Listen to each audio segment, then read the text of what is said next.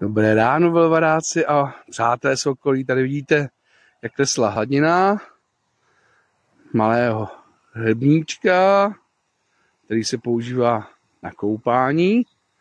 Tady vlastně tyhle dřevěné kůly slouží, aby se rozpoznalo, kde je větší hloubka, protože tam končí krásně vidět ty betony a tam už to jde níž.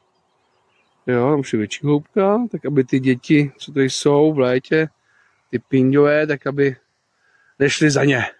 Jinak by prostě to třeba nemohli zvládnout. Nemuseli zvládnout.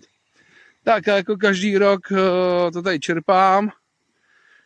Taková snaha o to, aby to tady bylo čistější, než budou pořádné úpravy, tady se chystají.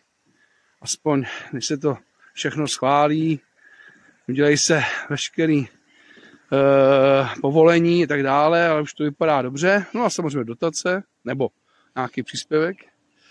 Ale do toho já se už nemíchám, já jsem jenom ten poslední, já tady jenom čistím. Tak a teď se podívejte, jak to jede. Máme od hasičů půjčený čerpadlo. Tady se mnou Michal včera. Dneska možná přijde taky, ale já už jedu. A koukejte na ten proud. No a odpoledne, dneska je čtvrtek, odpoledne dělám ještě tak další krátký klip a podíváme se na výsledek. Tak zatím ahoj. Tak natáčím video, kdy už se to balí, tady s Milanem jsme něco vyčerpali, byl tady Michal, ten už odešel, ale rybníku je pořád vody dost. A zase se něco uhrabalo. Jo, něco se uhrabalo.